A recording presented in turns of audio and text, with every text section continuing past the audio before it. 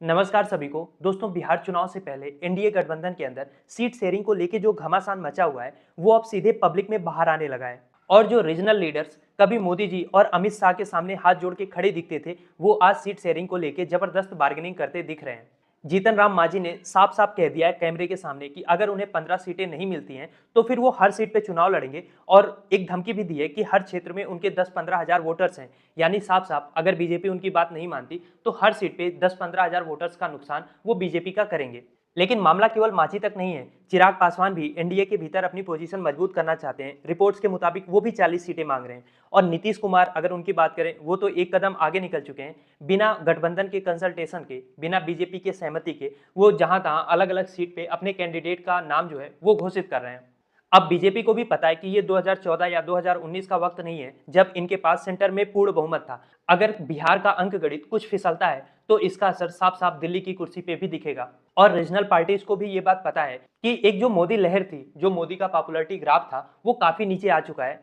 इसीलिए हर पार्टी ज्यादा से ज्यादा सीट चाहती है। इसके अलावा एक डर ये भी है रीजनल पार्टीज को कि अगर उन्होंने अभी दबाव नहीं बनाया तो चुनाव के बाद उनका अस्तित्व ही मिट जाएगा। चाहे महाराष्ट्र में बीजेपी ने जिस तरीके से शिवसेना को अलग किया, एनसीपी को अलग किया, पंजाब में अकाली दल को लगभग खत्म ही कर दिया, तो एनडीए के पार्टनर्स को लग रहा है कि इससे बचने के लिए मैक्सिमम सीटों पे उनकी पकड़ होनी चाहिए।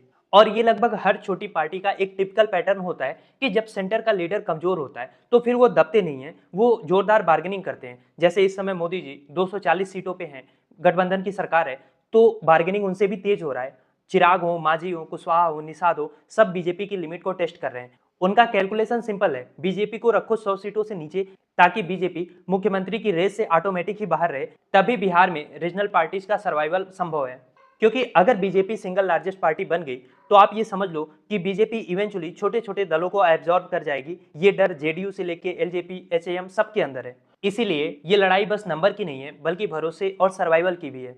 और इस कोलिशन में एक जो सबसे अच्छी बात इंडिया की डेमोक्रेसी के लिए निकल के आ रहा है वो ये है कि इंडिया की डेमोक्रेसी किसी एक आदमी का शो नहीं है। जो ये सच्चाई थी, ये पिछले 10 सालों से कहीं दब चुकी थी। इंडियन पॉलिटिक्स नंबर और अलायंस का गेम है, और गठबंधन की पॉलिटिक्स ही इंडिया की डेमोक्रेसी की रीढ़ की हड्डी है। ये बात फिर से सामने आ चुकी है। अब मेरा सवाल आपसे ये है कि आपको क्या लग रहा है, बिहार चुनाव में इस बार एनडीए या बीजेपी पूर्ण बहुमत में आ पाएगी? क्या सोचते हैं आप इस बारे में? लिखिए अपनी राय कमेंट बॉक्स में। और इस टॉपिक का कंप्लीट वीडियो आप डायरेक्ट चैनल पे भी जाके देख सकते हैं।